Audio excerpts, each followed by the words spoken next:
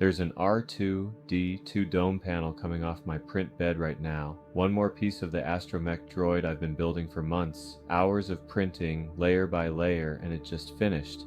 And according to a growing stack of headlines, lawsuits, and brand new laws, the machine that made it is a problem, not the droid, the machine. So today we're going to talk about the two words that have followed 3D printing around like a shadow for a decade now, ghost guns. What they actually are, what the numbers actually say, where the law actually stands, because it's a genuine mess right now, and the real question underneath all of it, what happens to the rest of us? Hey guys, welcome to Oliver's 3D Creations, the podcast. Now, I want to be straight with you right at the top because this is a touchy subject and you deserve to know where I'm coming from. This is not a how-to. I'm not going to tell you how to make anything. I'm not linking anything. I'm not walking through any files. That's not what this is. And for the record, and I mean this, I do not own a firearm. I don't make them. I don't make the parts. I don't make the materials that go into them. And I never will. This channel never will. I'm a maker. I print droid parts and cosplay and props, and I just want this hobby understood, not put on trial. That's the whole reason I'm making this. What this is a maker trying to make honest sense of a mess. Because I love this hobby, you love this hobby. We print droid parts and cosplay helmets and drawer organizers and little articulated dragons and replacement knobs for the dishwasher. And lately, every time this technology shows up in the news, it's attached to a crime. And a lot of us are sitting here going, wait, is that us? Are they talking about us? So I did the homework, I read the court cases, the data, the state laws, and what I found is more complicated and honestly more interesting than either side wants it to be. The scary version is too scary. The nothing to see here version is too clean. The truth is in the uncomfortable middle, and that's exactly where I want to spend the next 15 minutes with you. Let's get into it. Definitions first, because this term gets thrown around like everybody agrees on what it means, and they don't. A ghost gun just means a firearm with no serial number, so law enforcement can't trace it, no paper trail. That's the whole idea behind the name. It's a gun that, on paper, doesn't exist. Now here's the part that gets lost. There is more than one way to end up with an untraceable gun, and they are not the same thing. The first way, and this is the big one, is a kit. You order a mostly finished metal frame, sometimes called an 80% frame, and it arrives in the mail. There's one brand name that comes up over and over in the reporting, Polymer 80, and for years, these kits shipped without a serial number and without a background check, because legally, the unfinished part wasn't technically a firearm yet. Assemble it at your kitchen table, and you've got a working gun that traces back to nobody. No 3D printer anywhere in that story. The second way is the one with our name on it. 3D printing. Printing frames or receivers at home in plastic, and I need you to hold on to that split because the entire reputation problem, the thing this whole episode is really about, lives right in the gap between those two. The thing that's driven most of the alarm and the thing that we actually do have been getting treated as one single monster. They're not. So let's talk about why everybody's alarmed, because I'm not going to sit here and tell you the concern is imaginary. It isn't. The numbers are real and they're steep. According to ATF data compiled by researchers, the number of these untraceable guns recovered at crime scenes went from about 1,758 in 2016 to 25,785 by 2022. Let that land.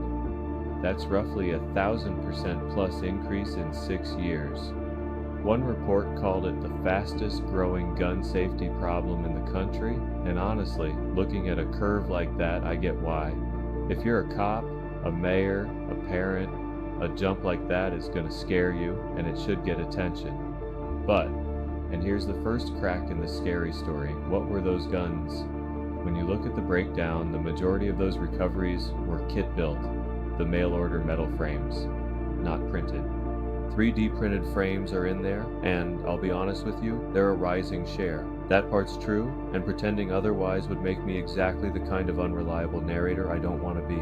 Printed guns exist, they show up in crime data, and the trend line for them is going up, not down. But rising share of the total and the main driver of 1,000% spike are two very different claims, and when a politician holds up that giant scary number and then points at a 3D printer, those two things don't actually connect the way the gesture wants you to think they do. Now here's where it gets genuinely wild, and this is the part most people have no idea about. The law on this right now is contradicting itself in real time. Let me walk you through it because it's kind of incredible.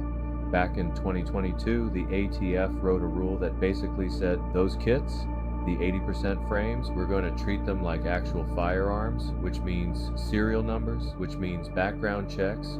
The whole point was to close the mail order loophole. Gun rights groups sued, and it went all the way up. And in March of 2025, the Supreme Court upheld that rule, 7-2. Justice Gorsuch wrote the majority.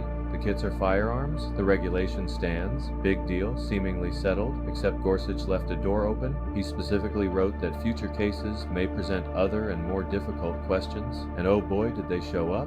Because in 2026, a federal judge in Texas, Reed O'Connor, struck down that same rule as it applies to 3D printed parts. His reasoning is fascinating. He leaned on the Fifth Amendment, said the rule was too vague, and then he made a historical argument. He pointed out that in the 16, 17, and 1800s, there were basically no restrictions on building your own gun for personal use. Americans have been gunsmithing at home as a trade and as a hobby since before there was an America. So his logic goes, you can't just decide it's illegal now, so follow the bouncing ball here. The Supreme Court says the kit rule is good. A Texas judge says the same rule applied to printing is bad. That'll get appealed, probably to the Fifth Circuit, maybe back up to the Supreme Court. Nobody actually knows the answer yet. As I'm recording this, it is legally unsettled, and that's just the federal layer. Underneath it, the states are doing their own thing, and it's a total patchwork. At least 15 states plus DC already have ghost gun laws on the books. California, New York, New Jersey, Washington, a bunch of others. Some of them specifically named 3D printed firearms, and more are piling on. Michigan passed a ban, Maine passed one, Philadelphia passed a city ordinance that's now headed to the Pennsylvania Supreme Court, Virginia's governor vetoed one. It is a genuine, it depends what state you're standing in situation. And I want to zoom in on the two states leading this charge, because this is where you're seeing other creators fired up too, California and New York. California went after the information itself. The state attorney general filed a landmark lawsuit going after the websites that host printable gun files, not the guns, the files. And California's been out front arguing that states have to be allowed to regulate 3D printed firearms, Supreme Court or not. But New York is the one every maker should actually be watching, because New York went furthest of anybody. After a spike in printed guns showing up in New York City, the governor rolled out what they're literally calling a first-in-the-nation plan, and here's the kicker. New York has floated sweeping regulations that reach the 3D printers themselves and printed components, not just finished guns. Read that again. Not the crime, not even the gun. The machine. That is the exact line I was worried about a minute ago, and in New York, somebody's already drawing it. So if you've been confused about whether this stuff is legal, congratulations. You've correctly understood the situation. The people whose job it is to know are actively arguing about it. Alright, now we get to the part that actually keeps me up at night a little. Not as a gun guy, I'm talking as a maker. Watch what happens to the hobby while all this plays out.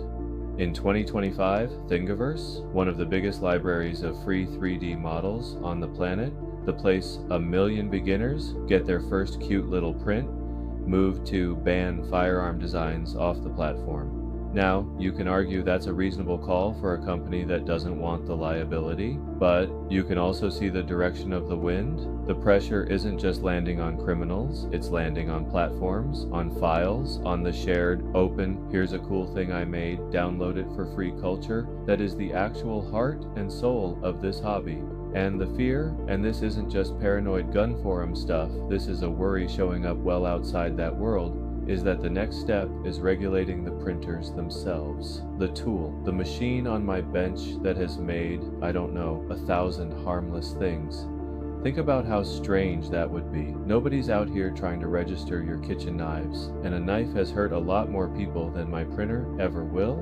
Nobody licenses your pickup truck extra because a truck could be used to do harm. We generally regulate the crime and the criminal, not the 10 million people using the same everyday tool to live their lives. But 3D printing is new, and new is scary, and scary is easy to legislate. And so the honest anxiety a lot of us carry is, are we about to get treated like a loophole to be closed instead of a technology to be understood? Is the cosplayer, the prop maker, the guy printing prosthetic hands for kids, the print farm running 24/7 making toys, are we going to get lumped in with the worst 2% because it makes a cleaner headline? That's the reputation problem. That's the ghost in our machine, not the guns, the suspicion. So where does that leave a reasonable person?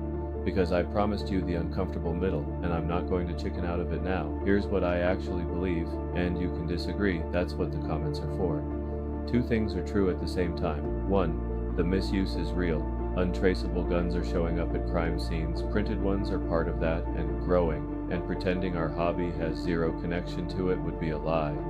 I'm not going to insult you with that. Two, the technology is overwhelmingly a force for good, and the people in this community are overwhelmingly here to build, fix, create, and share.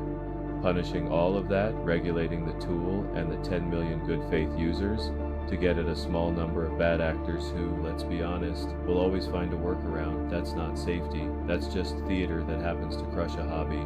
The line I keep coming back to is simple. Go after the crime, not the tool. Prosecute the person who builds an untraceable gun to hurt somebody hard. Leave the person printing a Millennium Falcon alone. Those should not be the same conversation, and every time we let them become the same conversation, the technology and all of us lose a little ground for no real gain in safety. You don't have to land exactly where I land. But I'd rather we sit in that tension honestly than pick a comfortable team and stop thinking. So what do we actually do with all this? A few real things. Know your state. I'm serious. We just saw this is a patchwork, and it changes. What's totally fine in one place is a crime one state line over.